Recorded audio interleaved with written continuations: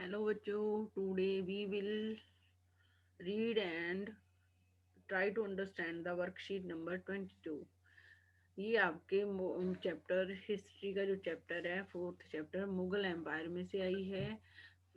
Last जो हमारी worksheet आई थी वो भी मुगल एम्पायर में से आई थी। उसमें बताया गया था जो मुगल लोग हैं वो किस डायनेस्टी से बिलोंग करते हैं। तो मदर की तरफ से ये जेंगिस खान की फैमिली से बिलोंग करते थे, और फिर फादर की तरफ से ये तैमूर की फैमिली के वंशज थे।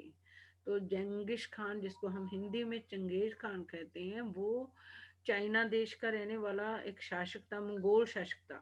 चंगे जो बाबर की मदर थी वो जेंगिस खान यानी कि चंगेज खान की फैमिली से थी। तो वो क्या था, चंगेज खान कौन था, जेंगिस खान कौन था? वो चाइना का एक रूलर था, राजा था, शासक था, मंगोल शासक था। तो ये जो बाबर है ये मुगलों का पहला वो है, शासक है, जिसने 12 साल का, जब वो 12 साल का बच्चा था, वो फरगाना की गद्दी पर, फरगाना स्थान है वहां का राजा बन गया था, शासक बन गया था। बाबर मुगलों का बच्चा है, मुगल फैमिली का 12 साल का बच्चा था जो फरगाना की गद्दी पर बैठा था, फरगाना का शासक बना था, फरगाना राज्य का शासक बन गया था। लेकिन 1494 में जो बाबर है वो दिल्ली में भी आया था। दिल्ली में उसने 1526 से लेकर 1530 तक राज किया था, क्योंकि दिल्ली पर हर पड़ोसी देश का राजा भी और भारत के भी जो राजे थे वो दिल्ली पर राज करना चाहते थे। तो बाबर भी मुगलों का शासक था जो हमारे पड़ोसी देश अफगानिस्तान में था। तो वो उसकी भी इच्छा थी हमारी दिल्ली पर राज करने की। तो लेकिन अगर बाबर की हिस्ट्री जानना चाहें तो जब वो 12 साल का था बाबर, तो वो फरगाना का राजा बन गया था 1494 में। 12 साल की उम्र में वो 1494, 12 साल की उम्र थी 1494 में जब वो फरगाना की गद्दी पर बैठा। लेकिन जो मुगलों का दूसरा ग्रुप था उज्बेक्स, वो उनके दुश्मन थे। मुगलों के दुश्मन कौन थे? उज्बेक। या कंपटीटर कौन थे? उज्बेक। उन्होंने जब वो 12 साल की उम्र में फरगाना की गद्दी पर बैठा, वो बच्चा ही तो था, उसके ऊपर हमला कर दिया, तो उसको अपनी गद्दी छोड़कर भागनी पड़ी। बच्चा तो वैसे भी कोई डांट दे उससे डर जाता, तो वो तो लेकिन जब दुश्मनों ने हमला कर दिया उज्बेकों ने उसके ऊपर, वो अपनी गद्दी छोड़कर चला गया। लेकिन वो 10 साल इधर उधर भटकता रहा। तो after years of wandering he seized Kabul in 1504। तो उसने क्या करा, तो 10 साल तो इधर उधर चलता फिरता रहा। तो लेकिन जब उनकी उम्र 22 साल की हो गई थी, 22 ईयर्स के हो गए, तो वो थोड़े शक्तिशाली हो गए। तो उन्होंने क्या करा, बाबर ने काबुल को अपने कब्जे पे ले लिया, यानी कि काबुल के शासक बन गए 1504 में। In 1526 he defeated the Sultan of Delhi।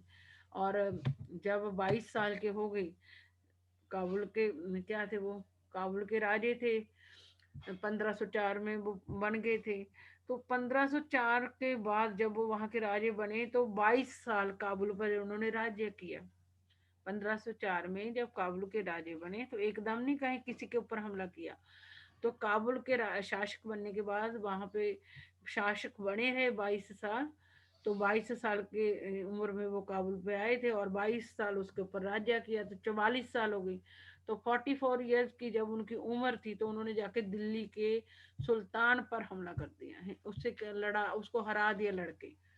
जब वो 44 ईयर्स के हो गए ना बाबर, उन्होंने जाके क्या करा, दिल्ली के सुल्तान जो इब्राहिम लोदी थे उनको पानीपत की लड़ाई में हरा दिया। In 1526, he defeated the Sultan of Delhi, Ibrahim Lodi, at Panipat and captured Delhi and Agra. और जब उन्होंने दिल्ली के सुल्तान को अपनी 44 ईयर्स की उम्र में इब्राहिम लोदी को पानीपत में हरा दिया, तो दिल्ली और आगरा के ऊपर कब्जा कर लिया, यानी कि उसको भी अपने राज्य में मिला दिया।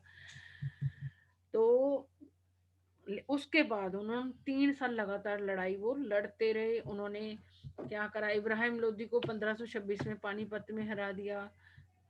इब्राहिम लोदी के साथ अफगान लोग भी लगे हुए थे।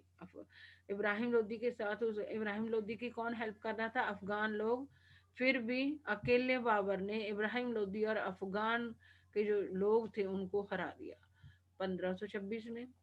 In 1527, defeated Rana Sanga Rajput rulers and allies at Kha- खानकुआ। तो इसको खानकुआ को खानुआ खानुआ को खानवा कहते हैं। हिंदी में क्या कहते हैं? खानवा। तो इन्होंने 1527 में खानवा की लड़ाई में राणा सांगा और राजपूत रूलर्स को हरा दिया। 1526 में इब्राहिम लोदी को हराया, 1527 में खानवा की लड़ाई में राणा सांगा और राजपूत राजाओं को हरा दिया। फिर भी अगले साल भी उन्होंने फिर 1528 में भी इन 1528 डिफीटेड द राजपूत एट चंदेरी, और 1528 में चंदेरी की लड़ाई में राजपूतों को हरा दिया। लेकिन मरने से पहले वो 48 ईयर्स की उम्र के थे जब उनकी मृत्यु हो गई थी। तो established control over Agra and Delhi before his death, मतलब अपनी फैमिली के लोगों को वो दिल्ली और आगरा के ऊपर कब्जा करके गए थे। जिनके मुगल लोगों का कब्जा दिल्ली और आगरा के ऊपर करवाने के बाद ही उनकी मृत्यु हुई थी। तो इतने बहादुर थे, 12 साल का बच्चा गद्दी पे बैठा। फिर 22 साल में, जबकि उसके 12 साल की उम्र में उसके दुश्मनों ने उसकी गद्दी से उसको उतार दिया था हमला करके, फिर भी नहीं वो बच्चा डरा। 10 साल इधर उधर भटकने के बाद 22 साल की जब उनकी उम्र हो गई थी, तो उन्होंने अपने आप अपनी शक्ति से काबुल पर कब्जा किया। काबुल के ऊपर 22 साल राज्य करने के बाद फिर वो क्या कहाँ गई, दिल्ली को और आगरा को भी अपने कब्जे में लिया। तो कितना बाबर इसका मतलब शक्तिशाली व्यक्ति थे, जिनकी 48 ईयर्स में मृत्यु हो गई। और ये बहुत बड़ी एज नहीं होती, इसमें वो कितने मतलब वो बहादुरी भरे काम कर गए थे। तो उनके अंदर कोई ना कोई तो अच्छी क्वालिटीज होंगी। तो उनके बारे में जो इंटरेस्टिंग फैक्ट्स है वो पढ़ते हैं कि बाबर जो इतना शक्तिशाली व्यक्ति होगा उसके अंदर कोई इंटरेस्टिंग बातें तो होंगी ना उनके बीच में उनमें। तो Babur change the theory of kingship and adopted a title of emperor instead of sultan। Kingship का मतलब होता है, थ्योरी ऑफ किंगशिप मतलब जो टैक्स हम कलेक्ट करते हैं, राजे कोई बिजनेस तो करते नहीं है, राजाओं को कहाँ से आता है? धन आता है टैक्स से, लोगों से टैक्स लेकर।